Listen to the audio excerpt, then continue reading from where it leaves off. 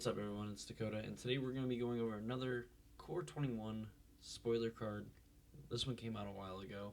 This is one I'm actually pretty excited for because I think it might actually see some standard play, and obviously, I think this is going to be a card that just about every commander player wants to pick up and play. So, Chromatic Orrery is a 7 mana legendary artifact that lets you spend manas over mana of any color, and then it taps to add 5 colorless mana to your mana pool. And you can also pay 5 and tap it to draw a card for each color among permanents you control. So, what exactly do I like about this thing?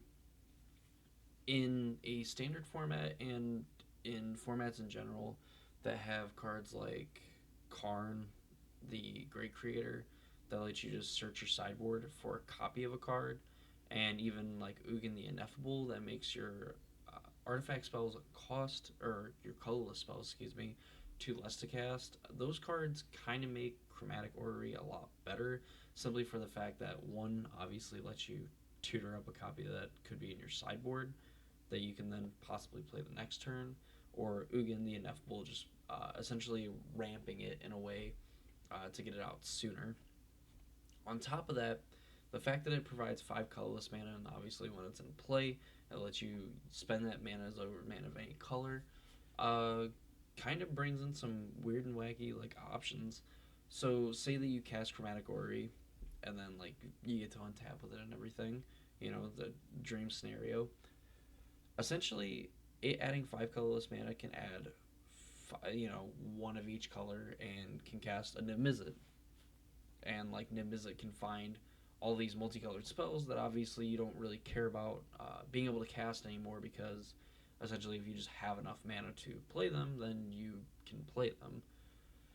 So it kind of opens up a ton of interesting things where it's great ramp in like 5 color builds, because then you can get to play cards like Uro and Growth Spiral and things like that, and ramp out either Niv-Mizzet super early, or you could just play this card a turn later than you would, and then also get to play Niv-Mizzet on top of it.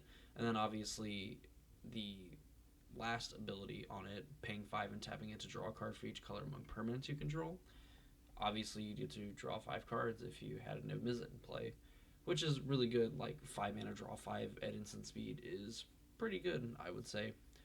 So all in all, I think this card is sneakily very good, and has a home not just in like 2 color decks or 1 color decks that are going to be playing like a bunch of different colors and a bunch of different ways to tutor them.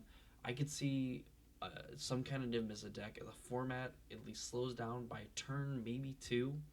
You could see Niv Mizzet decks come back in standard, maybe even in Pioneer, and just be able to like leverage this card as just like a way to get a burst of mana, even if somehow you're not able to spend mana as a mana of any color, and you just could add 5 colorless and then draw cards for each color among permanents you control.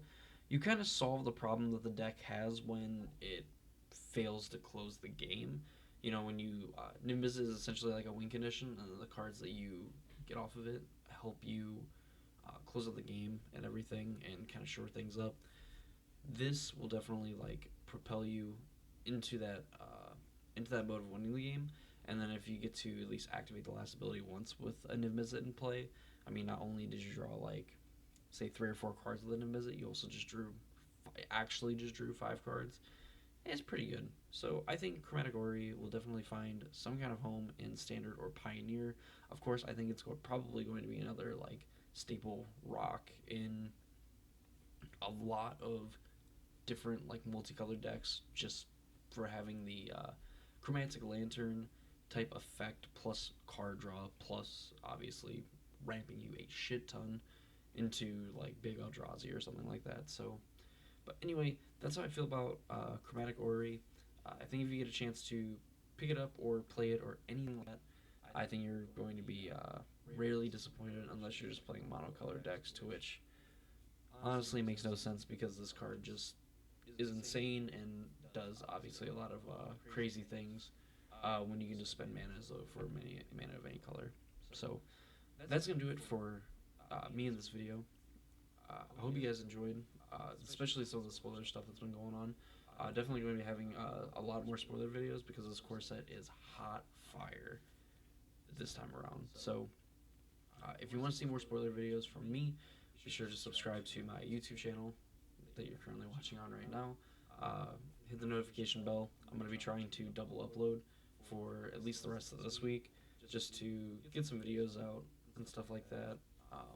Also, be sure to subscribe to, or rather, follow my Twitch channel, to which I do more non-magic stuff, but I do talk about a lot of magic and do a little bit of streaming of like arena and things like that over there as well. So be sure to check that out if that interests you at all. If you want any more content or you just want to see more of my face in real time, go ahead and do that. But yeah, that's gonna do it for me. Keep an eye out for more spoiler videos, and I'll see you on the next one.